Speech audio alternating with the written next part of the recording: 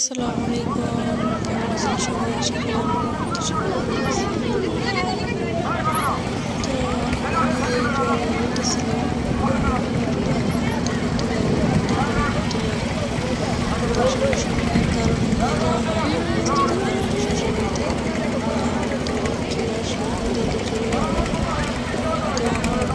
বাসা থেকে হচ্ছে জায়গা কাছে আর কি বাড়ির পাশে সময় লাগে না।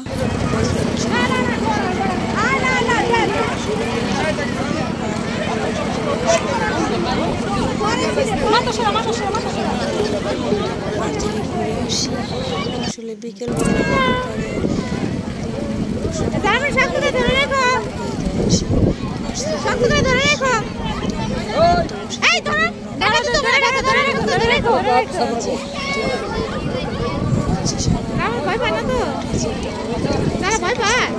ভয় তো পাইবো একটু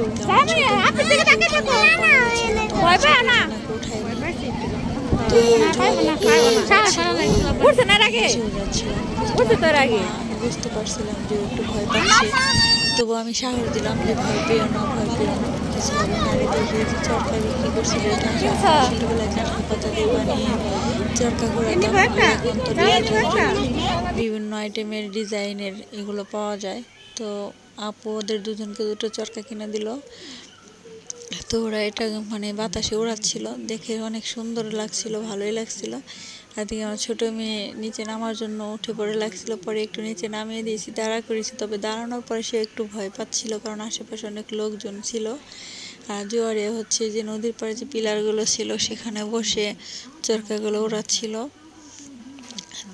ও অনেক এক্সাইটেড ছিল আর অনেক মজা পাচ্ছিল। আসলে আমি ওকে এতটা মানে বিনোদন দিতে পারি না, কোথাও ঘুরতে নিয়ে যেতে পারি না, যেহেতু ওর বাবা কাছে নেই, সেহেতু আমি এতটা মানে ওকে আনন্দ দিতে পারি না। তো আপুর কাছে আসলে আপু ওকে বিভিন্ন জায়গায় ঘুরতে নিয়ে যায়, এই জন্য আপুর জন্য পাগল।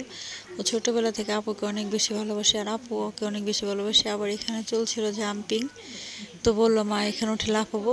জোয়ারিয়া উঠে আর সারা মনে উঠে লাফাচ্ছিল। তো জোয়ারিয়া প্রথমে ভালোই লাফাচ্ছিল, পরবর্তীতে ভয় পেয়ে গেছে, পরে নেমে গিয়েছে।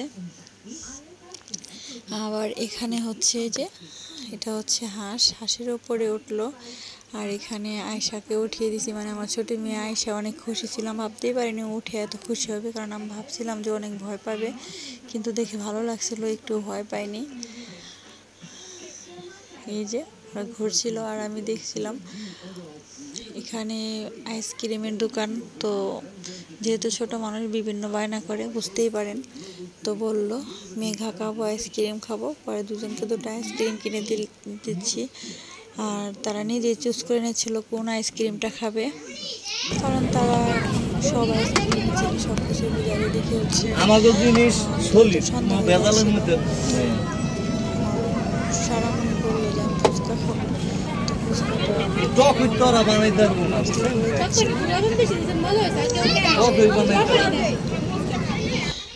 বাইরের জিনিস খাওয়া তো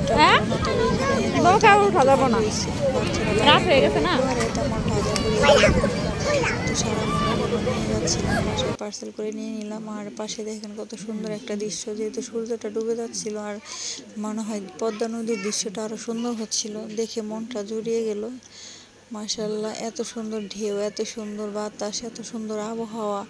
আসলে জুয়ারিয়া, সারামণি, আপু, আমি সবাই অনেক এক্সাইটেড ছিলাম, কারণ আমাদের সবারই অনেক ভালো লাগছিল। বিকেলবেলার এই সুন্দর আবহাওয়া কার না ভালো লাগে বলেন?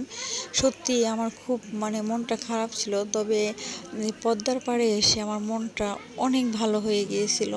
আমার মন চাচ্ছিল আমি আরও কিছু সময় এখানে থাকবো, বাট আপু আবার হচ্ছে একটু বাজারে যাবে, সময় নেই। আর সন্ধ্যা হয়ে যাচ্ছিল, যেহেতু আমার ছোট বাচ্চা আসছে, সেজন্য সন্ধ্যা পর্যন্ত থাকা সম্ভব হচ্ছিল না।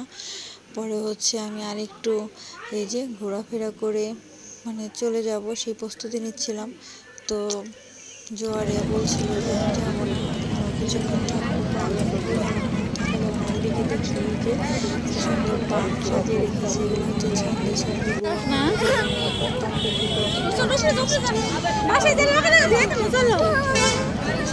ছাদে দেখতে সুন্দর লাগছিল। আমরা চলে যাচ্ছি। তো আমার একটা 7 আপ নিচ্ছিল, আর এখানে আমরা রিক্সা দেখি, রিক্সা অলরেডি পেয়ে গেছি। সবাইকে রিক্সা অলরেডি উঠে গেছি, তো আমরা চলে যাচ্ছি।